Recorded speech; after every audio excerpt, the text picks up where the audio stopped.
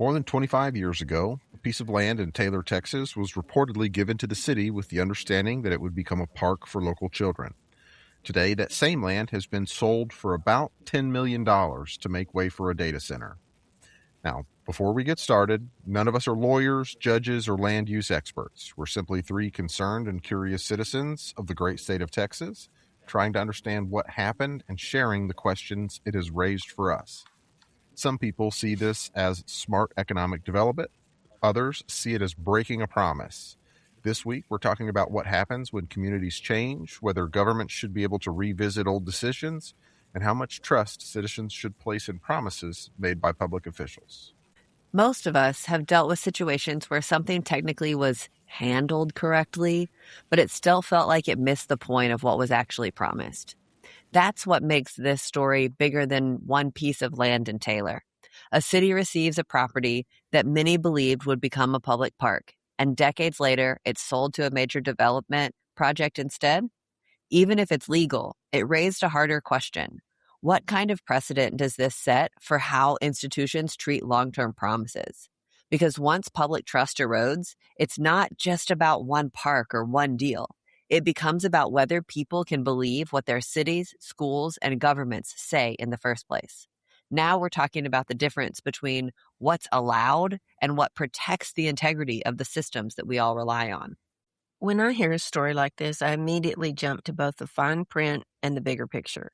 I've spent years reading contracts and legal documents, so I understand the importance of details and how much they matter. But trust matters too. In Taylor, Texas, that land that was reportedly intended for their children's park has now been sold for a data center. Whether that's legal may be one question, but whether it's right is another. Today, we're discussing whether governments should honor the original intent behind agreements and whether the spirit of a promise matters as much as the letter of the law. Welcome to Two Millennials and Mom. I'm Callie. I'm Cole. I'm Mom. So we have seen this. We've all kind of stumbled upon this article going out and circulating in the news from various sources and various different perspectives. But really quick, the long and the short of it is Taylor, Texas, which I believe is just outside of Austin, is it not?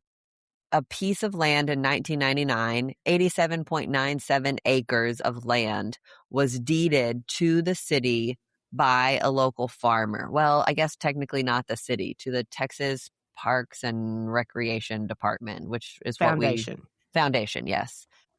He saw that all of these kids were playing and they needed a place to play. And so he said, hey, I'm going to sell this land for $10, this almost 88 acres, to the city so that kids have a spot to go hang out. It's changed hands multiple times to the city, to the county, to all of these different various government entities, and most recently was sold to Blueprint Development, BBP, to the tune of $10 million, and now is being developed into a data center 500 feet from all of these homes, most of which, this is a town of, I want to say, like 16 or 17,000 people total.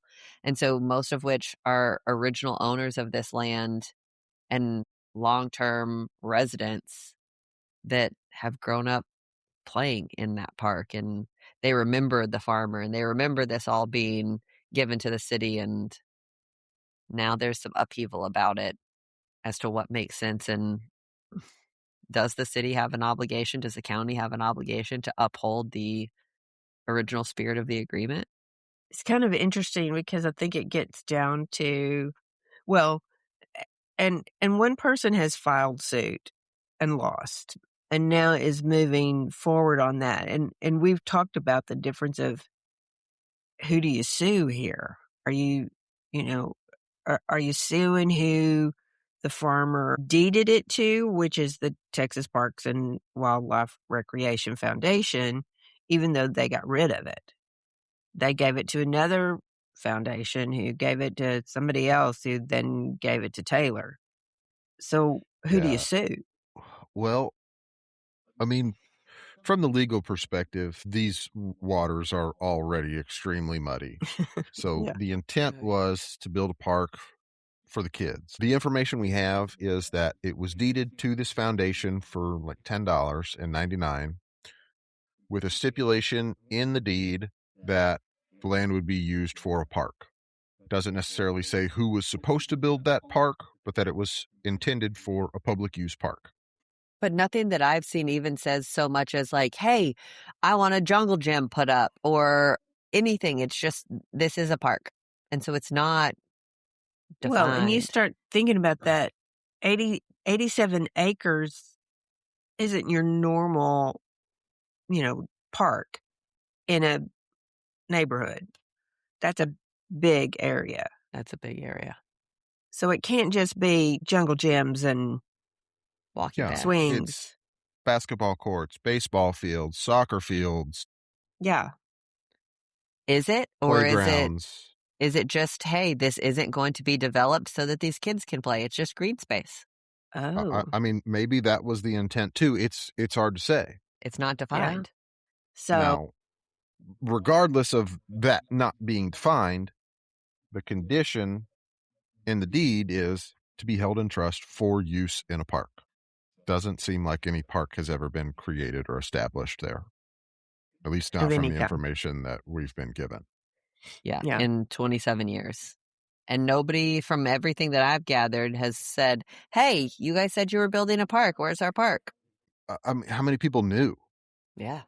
It's a good question. So the person who sued was a neighbor or is a neighbor.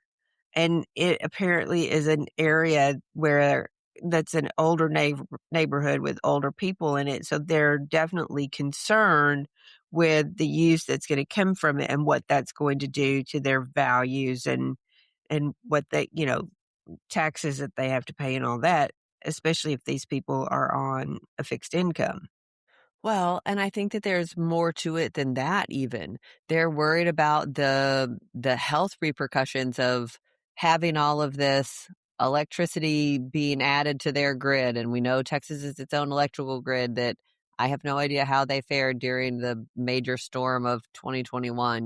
Like what did that look like? What did that mean? And so they're worried about that and contamination of the ground and soil and all of these things. And everybody's like, that isn't really an issue here. We don't think. Yeah. I mean, there are certainly some projects that could be going in there where I would have much greater concerns over environmental risk.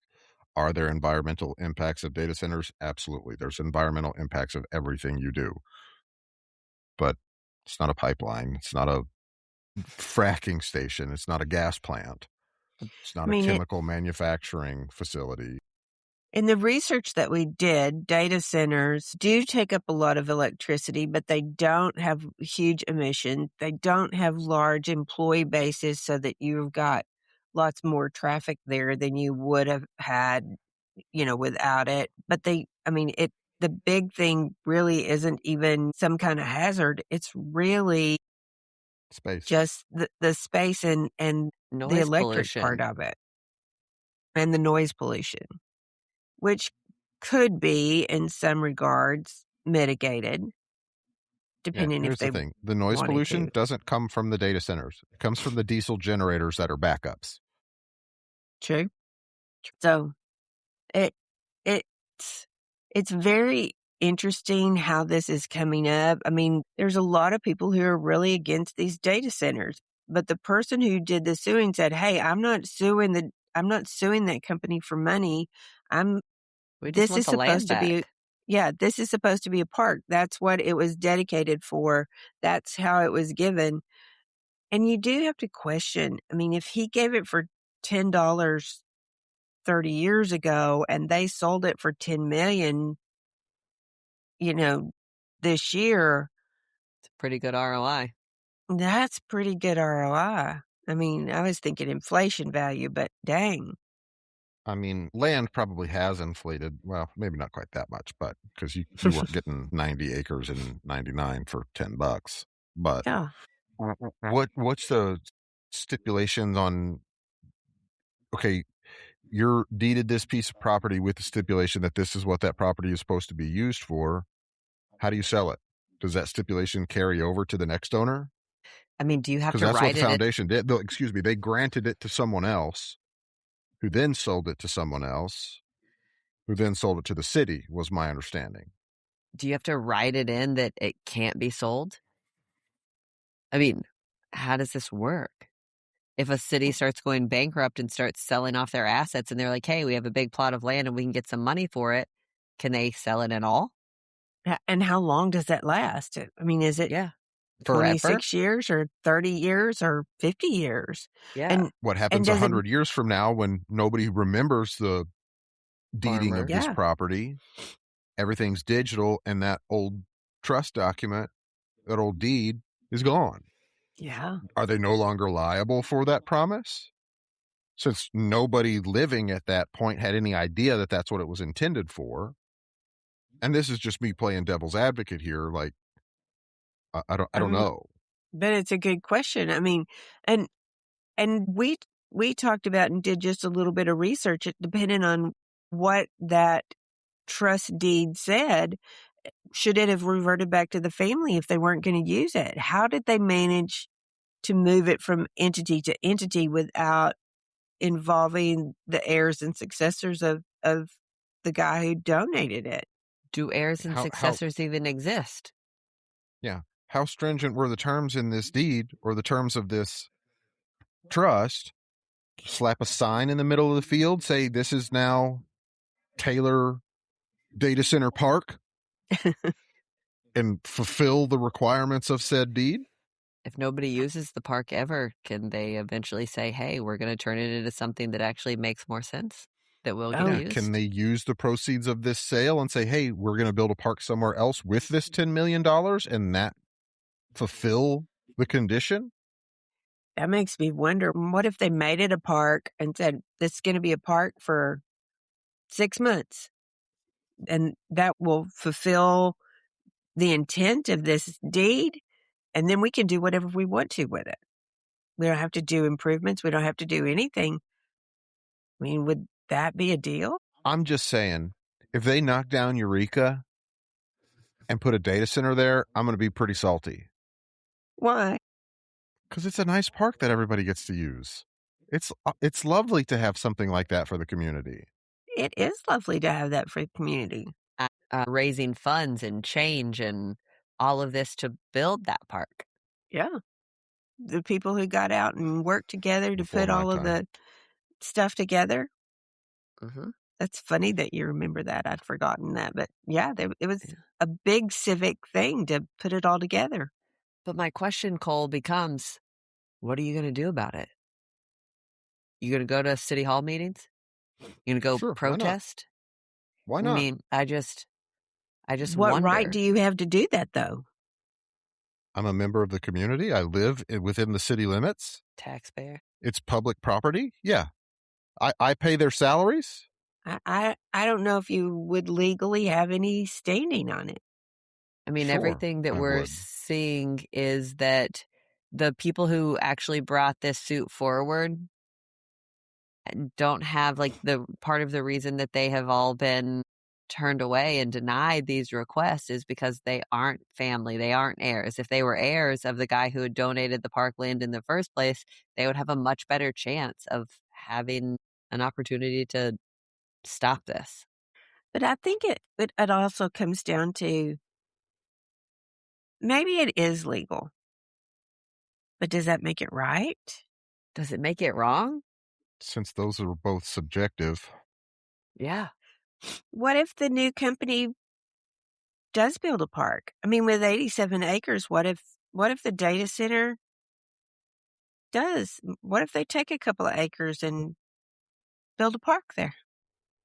I mean, Would I think that that that would speak to meet some the pretty intent? goodwill. Sure, I but mean, then some stockholder can sue them for using money for something other than generating profit. well, this is true too. That's a PR campaign at best. But I don't know. I'm wondering about integrity, and I'm wondering about intention. If this farmer donated this park to whoever it was, let's say just for grins here that donated it to the mayor at the time. Are the next 36 mayors of this town held to that same Mhm. standard of this is what so-and-so agreed to? Does their Yeah. party affiliation make any difference? Well, he was a Democrat and I'm a Republican, so I don't have to stand by that. Never mind. Like, how does And that this work? is where, to me, it gets kind of muddy, and where maybe I think a mistake was made with this agreement, not deeding it directly to the city with that condition and deeding it to the foundation, because what's to stop the foundation from doing exactly what they did, giving it to someone else who's now apparently no longer bound by these conditions? Well, and Texas in and of itself is one of the worst states in the entire country when it comes to public lands. Texas has almost none in comparison to every other state. It's crazy how little of it is. I thought Texas had some of the biggest park systems in the States. They do, but Not as a they don't, percentage. not as a percentage, and they don't own them. Most of them are leased. Texas has been set up this way for decades. We have almost no public lands. Approximately 96% of all land in Texas is privately owned. So 4 to 5% of the state has public land. That includes national forests, national parks, and state-owned properties. 1.9% is accounted for by federal land of Texas total acreage. And that includes Big Bend and Guadalupe Mountains National Parks, as well as a couple of others. I mean, but when you're talking about public lands, Texas is, I believe, the worst. Pretty close. Rhode Island is the worst. Texas Yeah, is but number that's because 45 Rhode out of Island is 50. like 500 square feet. Started to say, Still, the percentage is there. Rhode Island, Kansas, They have a Nebraska, bench. Iowa. Oh, yeah. And so then if you look at some of the states that have more public land, like Alaska is 96% public land. Only Because it's 4% is. uninhabitable. Sure, but Nevada is the same way. Utah, 75.2% of all land is public land. Like, it's wild Because it's driving around. largely uninhabitable. It's desert. Idaho, Oregon, Arizona, Wyoming, California even is 52.1% public land. Oh. I don't think your uninhabitable applies to all. Some, sure, but and just because it's uninhabitable doesn't mean it's not ownable, you know? There are plenty of places in Texas that are quote unquote uninhabitable the same way. And yet we still own it. Various people do. I don't know. I just think that we've got to take into consideration what the spirit of the agreement is and be realistic with that. And maybe that is, I mean, we've talked about the Constitution before. This is a living, breathing document that's meant to ebb and flow and change as times around it change. How can you not apply that same kind of line of thinking to something like this? Hey, this is what makes the most sense for today, but is it still going to in 100 years? I don't know. So does that mean that by selling the land, if they use that $10 million to build a park somewhere else, that they have held up their end of the bargain, that they've met the spirit of the agreement? I don't know. I I'm mean, sure. what's the phrasing of the agreement? I'm donating this land so that the city can build a park. That's pretty vague. To me, sell the land, use the profit to build a park somewhere else. That's meeting the agreement to the letter and no, in that's a spirit. really good point. Well, let me say this. The deed itself that was unearthed by the media looking at all of this and going back to when it was originally deeded, the almost 88 acres was deeded to the Parks Department or whatever. It's 29 pages. So it's not just a quick like, hey, by the way, park. Like, Not just a letter to the city that says, hey, here we go. 27 pages of that is copy and paste legalese. you're right. You're totally right. But that legalese still means something. Sure. What it means, I'm not one to weigh in there, Yeah. but I think it's just super curious. And we don't know if there really are any heirs to this person who donated, right? right. None of that has been publicly reported. Just Farmer Bland that deeded this land. I mean, I just think that we've got to be realistic on practicality of this. Like, all of a sudden, let's say that Austin continues to expand, which we know it's doing. Is park the best use case? Is it being used by anybody? Is it just convenient because that's what we know and that's what we're used to? Like, what actually makes sense here? How does this get decided? Who decides? I think I keep going back to the fact that nobody's done anything with this land for nearly 30 years. And I mean, it sounds like it's just sat there and nobody's really accommodated what it was intended for. And I keep asking myself in my head, why has nobody done this? Do we just not have the money to build the park? Again, that's Now they've got 87 10 acres. million. Well, you didn't beforehand. You just had the land. Sure. So now fill your end of the bargain and build a park. Right. Do they write that in as a stipulation to the sale to these people who are providing this data center, who are building, hey, we'll sell you this land, but it was intended to be a park. We haven't made it a priority, and now it's your turn. You want the land? This is part of it. That would be I interesting. mean, it's a little late for that now, but Yes, agreed. But when the city sold the land, did they know that this condition in the deed existed? isn't that their job? That would be the Regardless title of whether company's it's their job or not, did they know? Yeah. Ignorance is not an excuse. I'm not saying it's an excuse, but maybe that's what led to the situation. I'm not excusing the action. That's part of your due diligence in a transaction like this.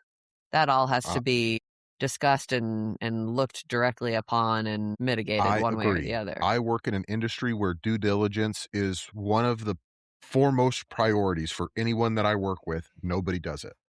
Right. But if you don't do your due diligence, does that make it wrong or right? But normally, when you're talking That's not real what I'm estate, arguing.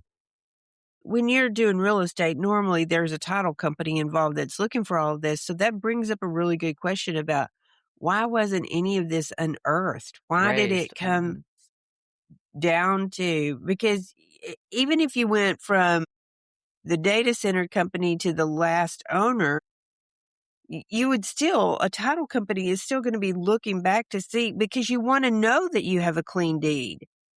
So that's a really interesting question as to why has this never come up in the changing of hands so many times? Well, I expect it didn't come up in this most recent one because it's changed hands so many times.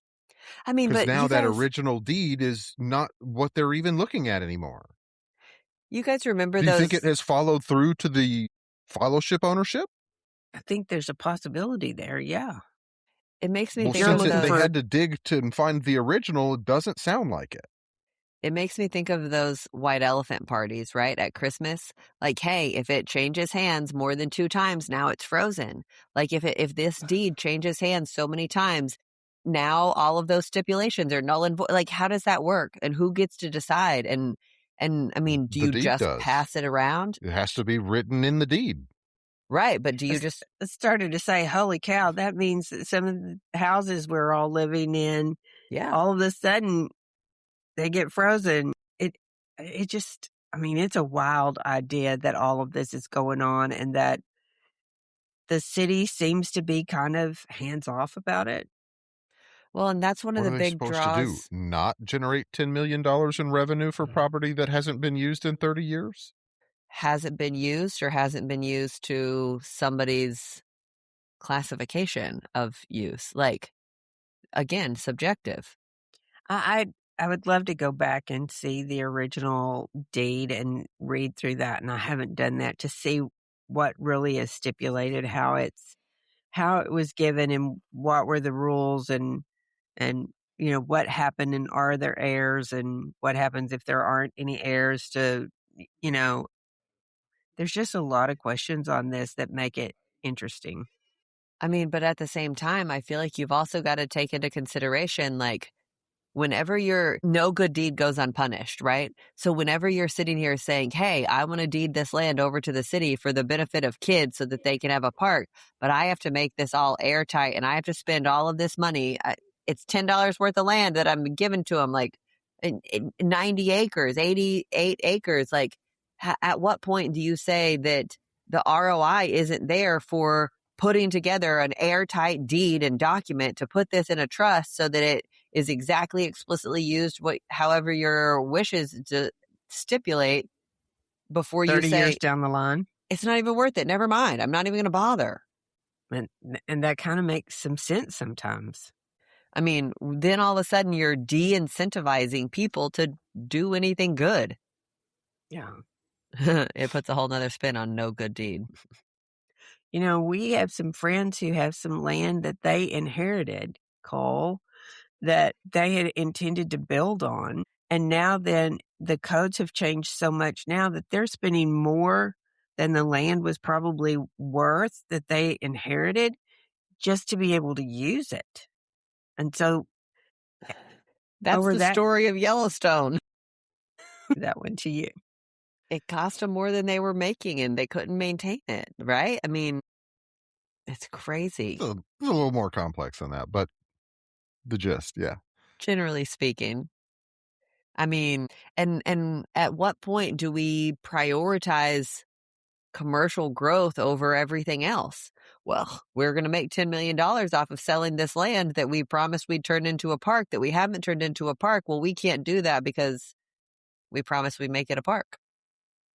Even I though we're guess maybe desperately if I was needing. a member of the city of Taylor, I would have probably wanted a little bit more transparency before all of this started. But what are you going to use that $10 million for? Are my kids going to get a better education now? Are we going to get some of these potholes filled?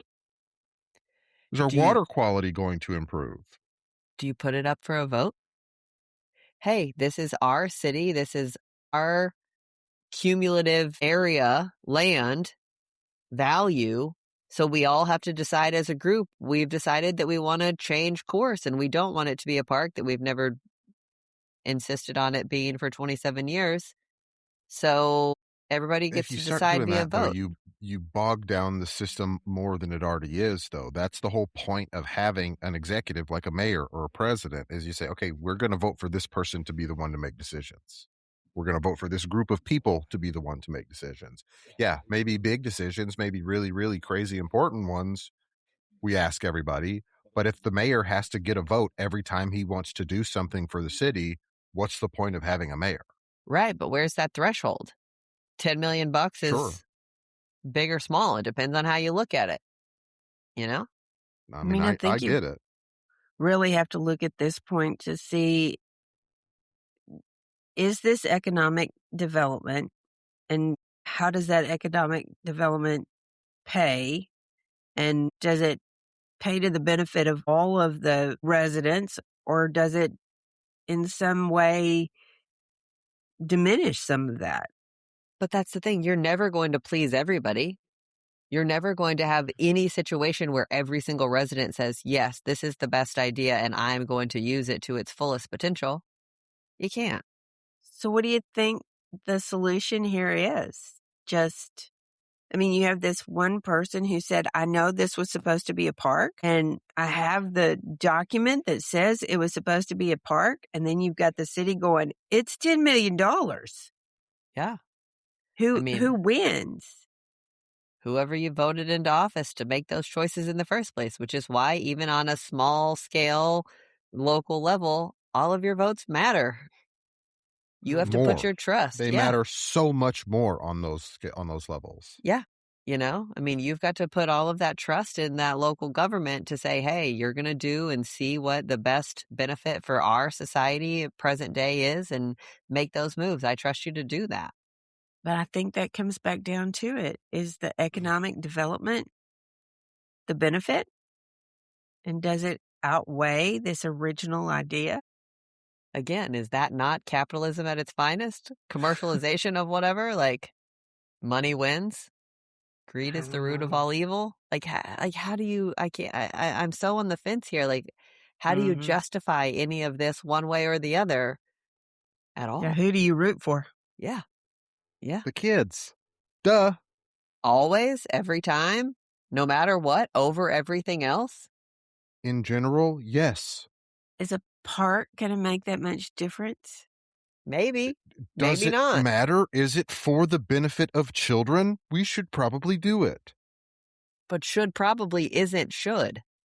But Must. but even if you say that, are you do you think that I mean, it comes back down to it, is the park better for the kids or the economic development better for their kids? Well, Which I mean, that's a good question. You're right. That's the right way to think about it. What advantage does the data center give to these kids? How much tax revenue will it provide? I mean, again, I think that's How iffy much? because they haven't done any of the zoning that's required. They haven't done any of the permits that are required. The city hasn't made an agreement, I don't think, with this data center. So we don't even know if there is going to be any significant revenue that comes from this. They may give them so many incentives that it all washes away. Sure, that's the question. Again, I don't know which way to root. I don't think you can pick someone to root for without all of the information. Yeah. I just think that's foolish, personally.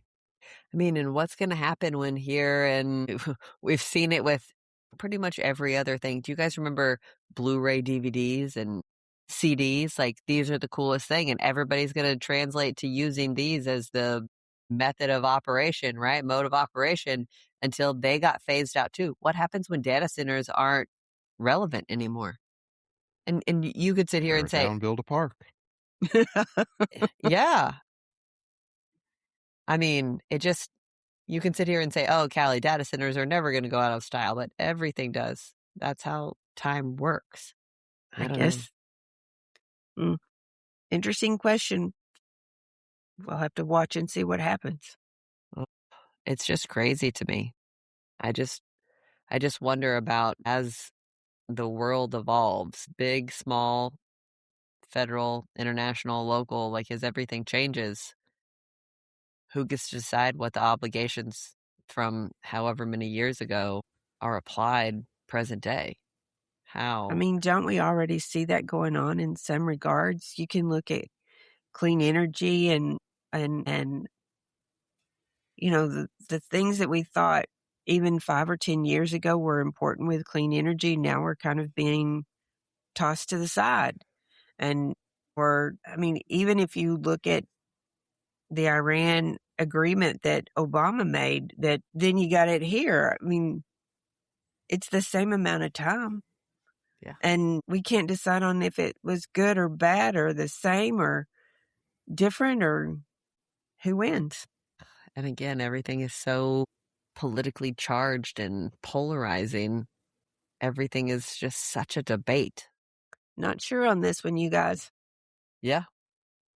I mean, isn't that like kind of the whole thing? Like part of what has had such an impact on the influx of people coming to Texas is the way that Texas doesn't have super strict zoning laws and building laws and codes and things like this. Like you've got all of these corporations coming in saying, oh, we'll go there because that's way more convenient for us.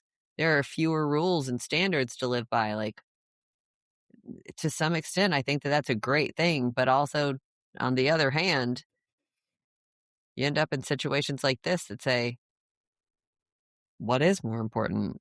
Yeah. Is this a good thing or is this a bad thing disguised? I don't know. I mean, maybe it's not either.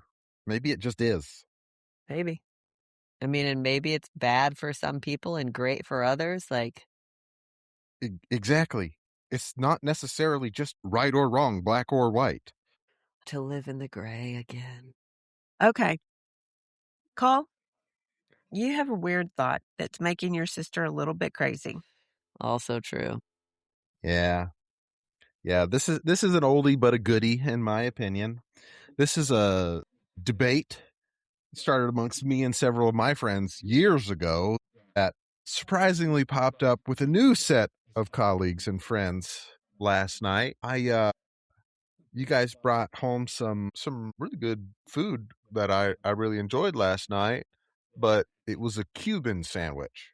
And my favorite is a Reuben sandwich.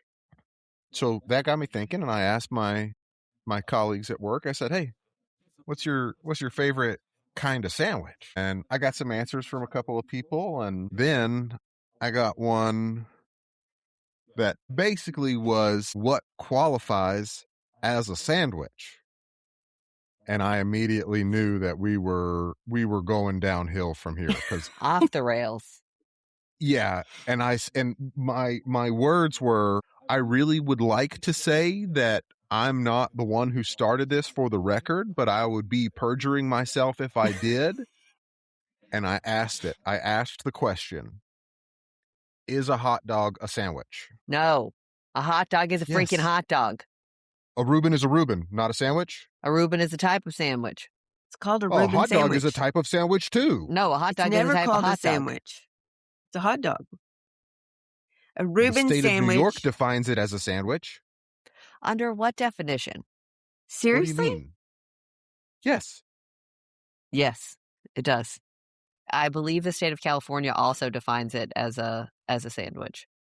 But we know that Because those it's people a are sandwich. We know that New Yorkers Okay. and Californians are nuts, so we cannot trust them. Not only that, here's my question.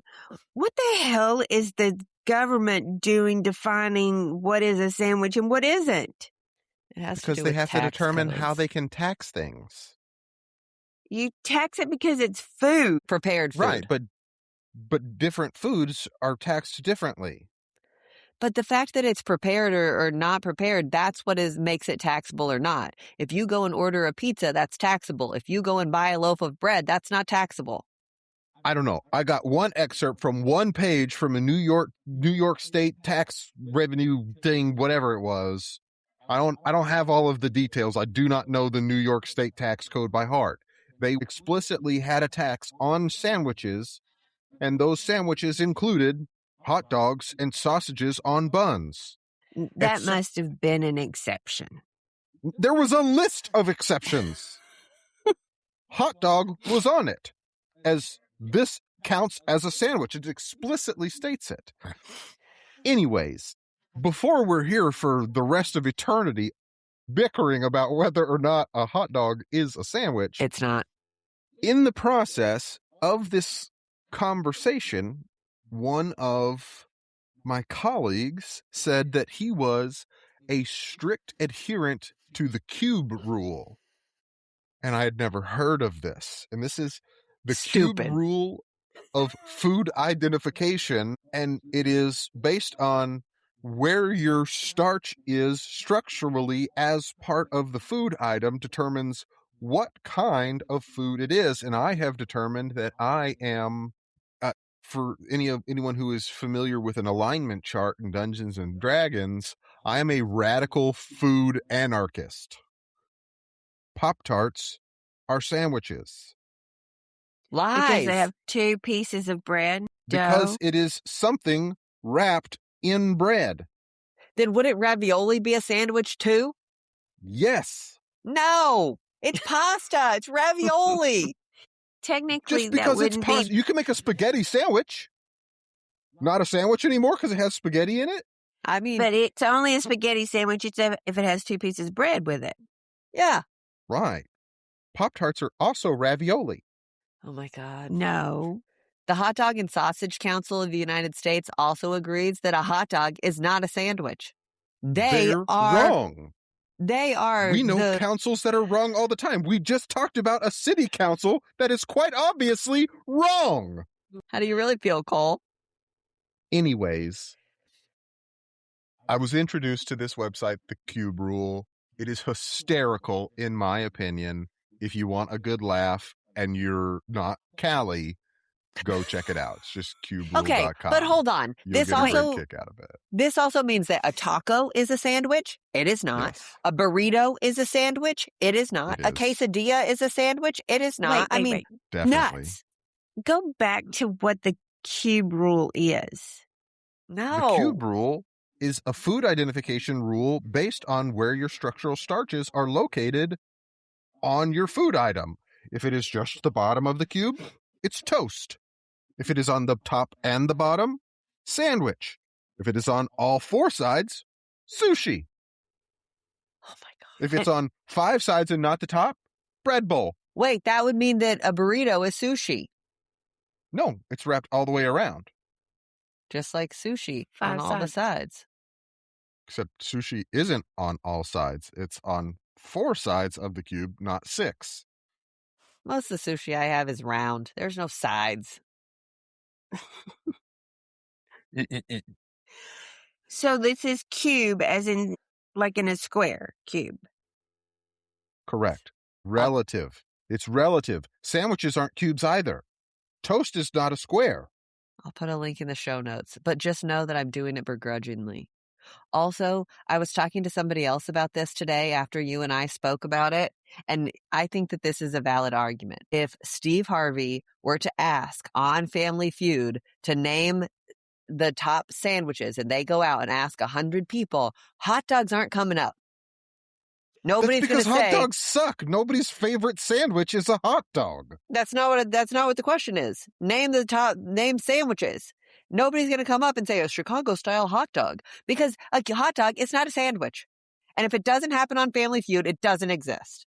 I'm not That's sure a that it horrible wouldn't. argument because the question would be, what's your favorite kind of sandwich? Because that's what Family Feud does. I'm just afraid, Callie. I mean, I've seen a lot of answers on Family Feud. I would not put money that a hot dog wouldn't show up on that question. Well, now I have to think call she's Steve right. and get him to put this on the next episode. And I'm going to be very, very thrilled to show you guys the clip when everybody's like, a hot dog? What? That's not a sandwich.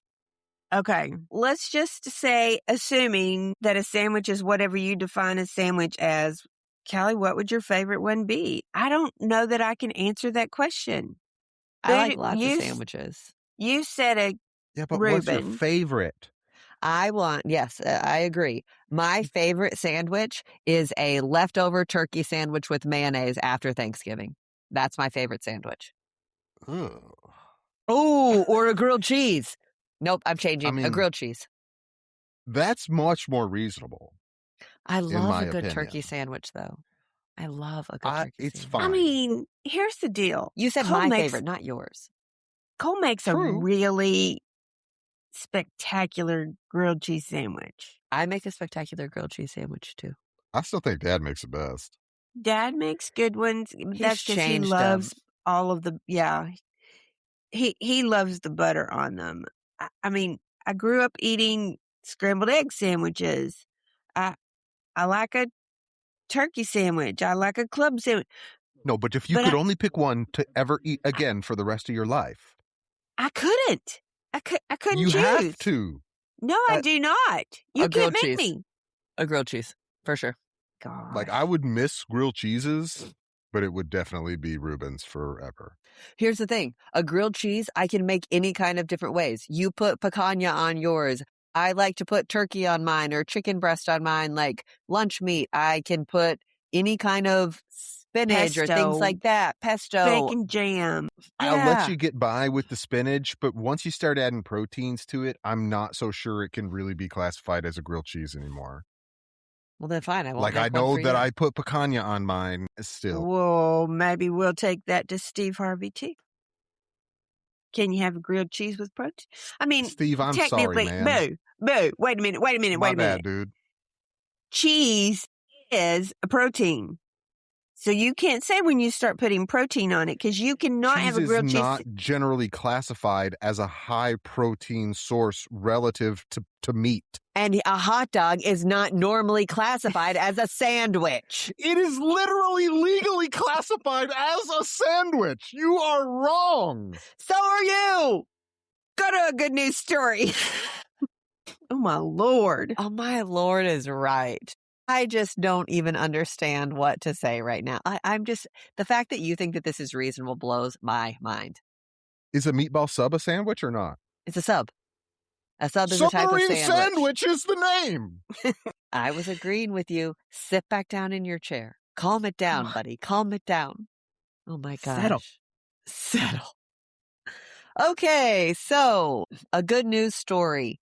So if you're current on this podcast, we spoke last week about school resource officers in Texas schools, and there was a heavy focus on issues that had been seen and were being reported on by the New York Times and the San Antonio Express News. And we actually got a really great comment by John on YouTube, who is a school resource officer and has been for the last 12 years. And it made mom cry, and it was very, very sweet. He had a really, really good, valid piece of the conversation to add to it. So if you want to go And you look could at tell John's that he had comment, listened. for Yeah. sure. It was awesome. And so we were talking about this article that was very much pointing out all of these problems and these inappropriate instances in our personal opinions about officers in schools who had responded really poorly. And we happened to see, I showed it to mom when we were working on the edit for that episode.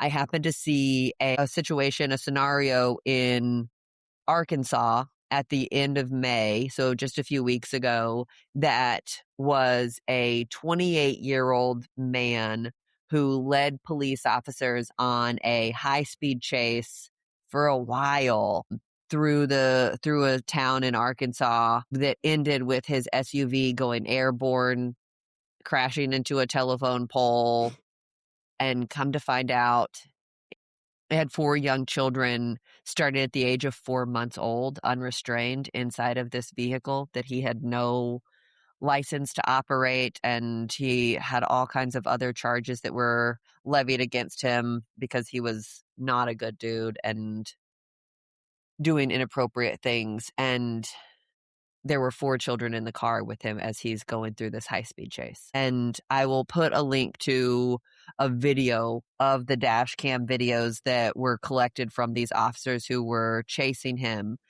But the long and the short of it is the 4-month-old baby was ejected during the crash. The 3 other children were removed. And survived. All survived, relatively unharmed. The police officers that responded that were stupendous. and that might be an understatement. We Yeah. were absolutely floored and blown away and impressed and grateful for the actions of these couple of officers who showed up to not only address this man who was breaking the law over and over and over again, but to care for these 4 children who their greatest concern, I'd say she was what, maybe 6, 5 or 6, who were asking questions like, "Are we going to jail?" And the police officers looked at her and said, "No, sweetie, you didn't do anything wrong. I just want to make sure you're okay." And they were incredible officers. And Yeah.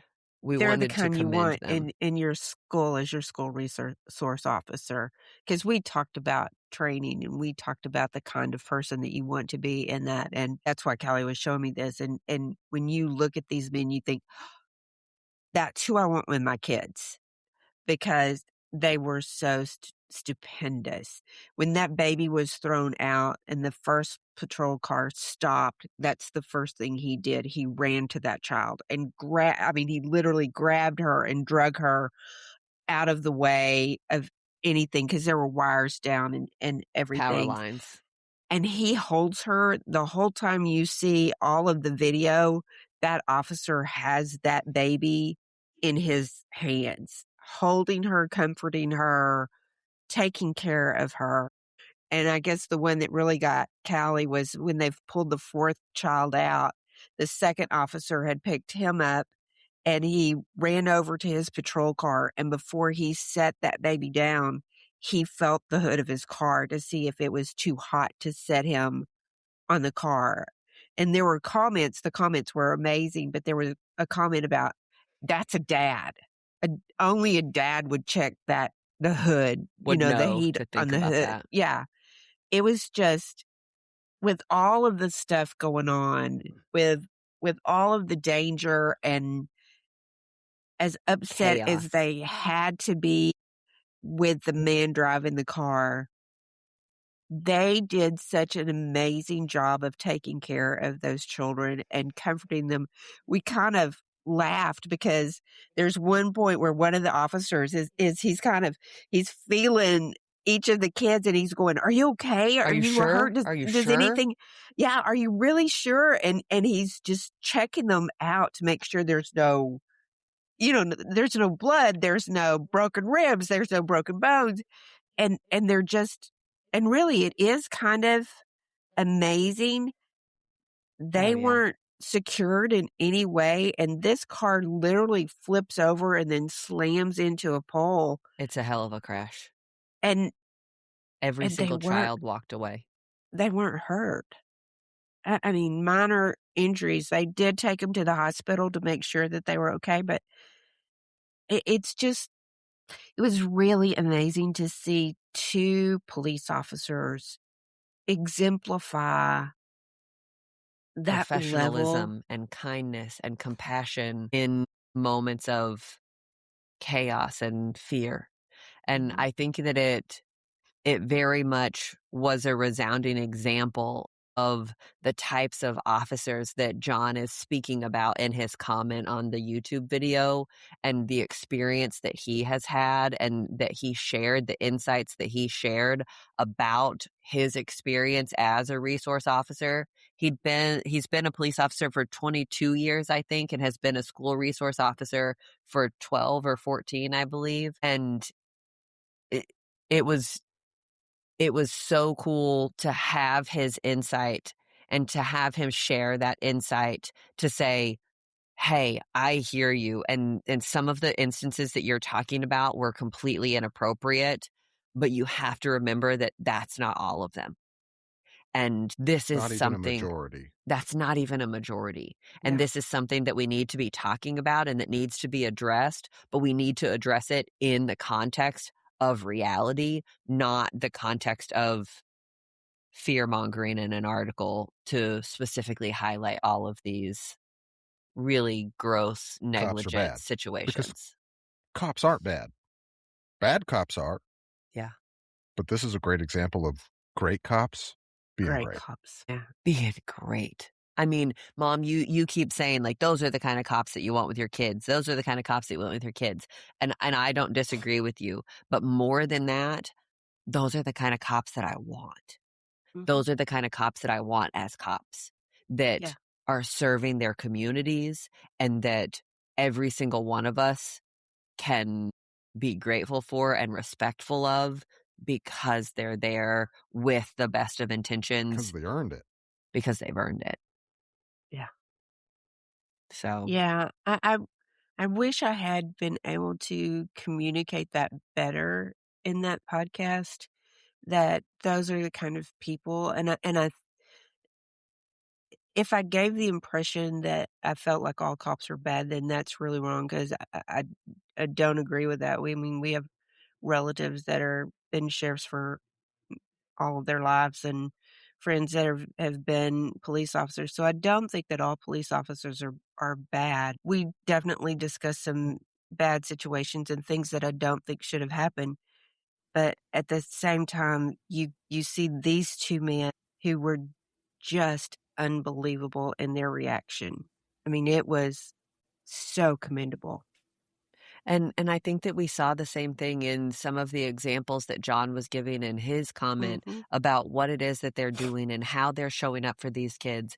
And even just specifically about how for every one episode that is a bad cop being a bad cop, you're missing, that's the one that's making headlines, but you're missing mhm. dozens, hundreds of other situations of really great men and women in these positions of power and of responsibility, doing really, really good work and great jobs that are also commendable.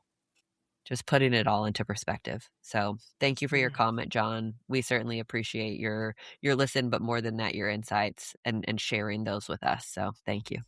Love you guys. Love you guys. Love you guys.